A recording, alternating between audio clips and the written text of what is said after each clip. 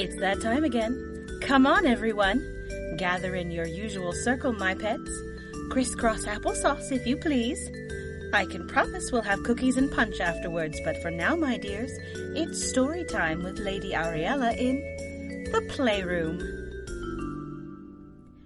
All right, children, we have another story from the Brothers Grimm. Who's ready to listen to it? Me! Good. Today's story is the tale of the 12 brothers. I have 3 brothers. Oh, pet, don't worry. I'm sure your parents will stop when they finally get it right. And now, my dears, our story. Once upon a time there was a king who had 12 fine and strapping sons. But he did not wish to have any daughters. He said to his queen, "Ah, my queen, when you give birth to our 13th child, if it is a girl child, I shall bring the 12 sons together and kill them. But if it's a boy child, then everything shall be as it was." All right. First, you want to have another child. And secondly, you're going to do what? The queen tried to talk him out of it, but he only said, "I would rather chop off all of their heads myself than let a girl be among them." This king isn't very nice. Wait until you learn about Henry VIII, my dears. Anyway, the queen was very sad because she loved her children. So she said to the youngest, Go with your 11 brothers and flee into the woods. One of you should go into the tree and keep watch on the palace. If I give birth to a boy, I will raise a white flag, and you will know that it is safe to return. But if the child should be a girl, then I will raise a red flag, and you must all go out and never return. So the brothers did as they were told. One of them sat on a tall tree and kept watch on the castle. "Oh, I see a flag being raised on the parapet." Is it a white one? "No, it's a blood-red flag that foreshadows our doom."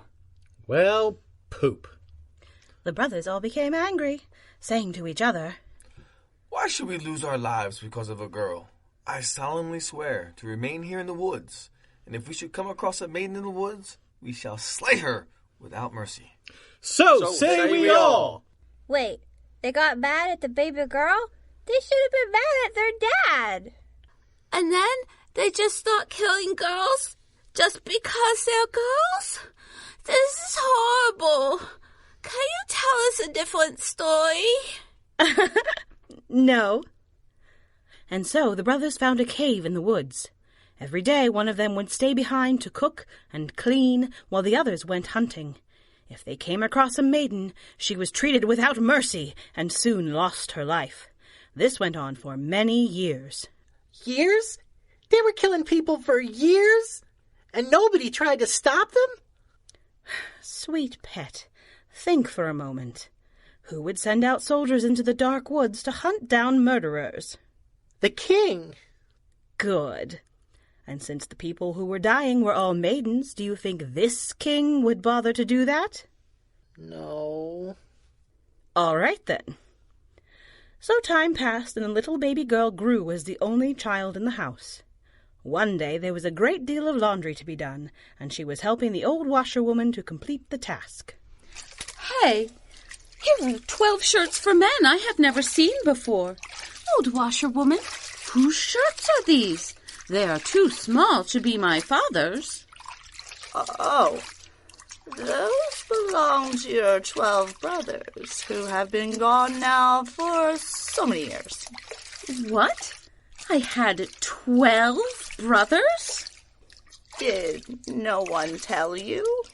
Oh, your father threatened to chop off their heads if you were born a girl. So they fled into the woods and never been seen since. Oh, my. I can't believe no one told me I have brothers before now, or that my father is such a jerk. But if they've been gone for so long, why are we bothering to wash these shirts? They're musty. Let's go with musty. As the shirts were drying, the girl pondered what she had been told. Thinking long and hard, she came to a decision. When the 12 shirts were dried, she took them from where they hung and went out into the woods in search of her brothers. She made her way to the cave where only one brother, the youngest, was home, cooking and cleaning while the other ones were hunting. Kneel down, maiden, for your red blood will flow this very second. Oh, sir, let me live, I beg you. I will serve you honestly, and cook, and keep house. The youngest brother heard these words and took pity on her because of her beauty. His sister's beauty. Ew! Anyway, soon the brothers returned and were astonished to find a maiden in their cave. Brothers, this maiden came to our cave, and when I was about to chop her to pieces, she began to plead for her life. Well, yeah. That's kind of how that sort of thing usually works. She has promised to serve us honestly and clean and cook for us, so I spared her life.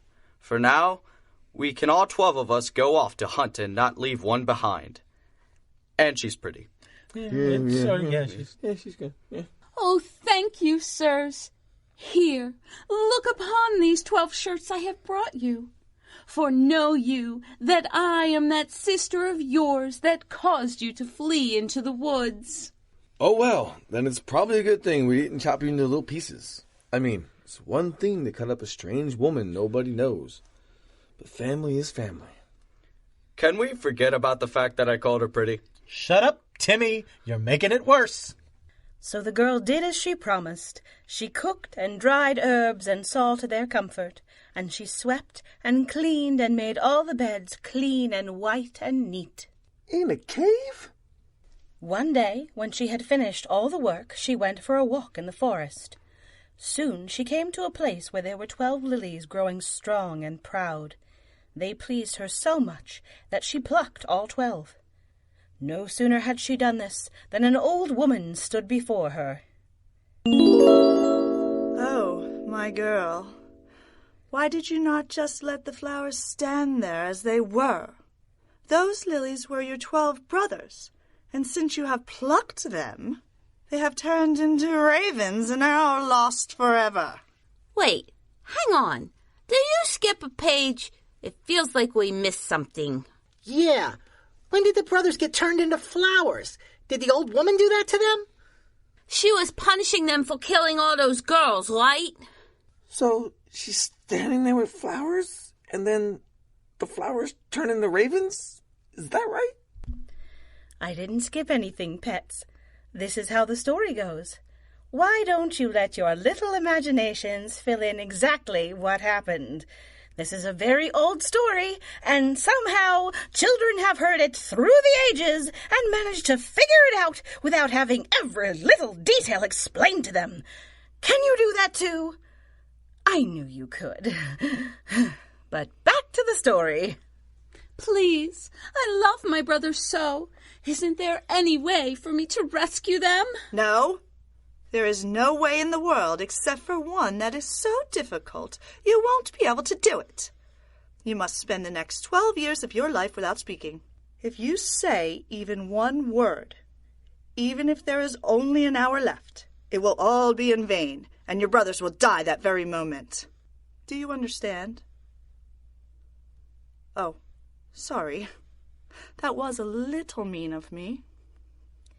In response to this, the girl climbed a tree and composed herself to sit there for 12 years and not say a word.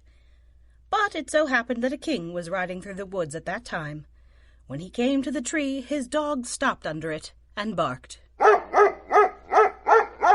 So the king looked up and saw the princess's beauty.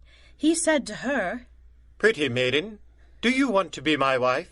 The girl said nothing, but nodded her head a little bit. So the king helped her down from the tree, set her on his horse before him, and took her home to his castle. As she continued to say nothing, the king thought her to be mute. They would have lived happily together, except for the king's mother, who disliked the princess and began to slander her. She is a common beggar you dug up, and she's doing the most disgraceful things behind your back. Like what? Things! Oh my! The princess could not defend herself, and so as time went on, the king began to believe the worst of her, and eventually he sentenced his wife to death. She was taken out into the courtyard where she was to be burned to death. Soon she stood on the pyre where the flames licked the edges of her dress. 1 minute remained until the 12 years had passed, when suddenly there was a great noise from the air. 12 ravens landed upon the courtyard, and as soon as they touched the ground, they turned into the 12 princes, who immediately put out the fire and brought their sister down to safety. And now that she could speak... Oh, my beloved husband, it is so good to finally speak to you. Sorry, smoke in my lungs. Anyway, these are my brothers, princes one and all, and they were turned into ravens when I plucked the lilies that they had also been turned into, and this old woman told me they would die if I spoke a single word in 12 years' time, and so I never did. But that was when you found me in the tree, and I came to be your wife, but I could still say nothing, and when your mother started to slander me, I could say nothing in my own defense, but now my brothers are men again, and the truth may at last be known. That story is amazing, and yet I believe every word of it. Now we must decide what to do with my wicked mother. Oh, we have some experience dealing with women in this fashion. Let's stick her in a barrel. Full of boiling oil. And poisonous snakes. And so they did, and the wicked mother died a horrible death. The end. So, my little dearies, our story is over. What did you think? That can happen, but even stories we don't like can teach us something.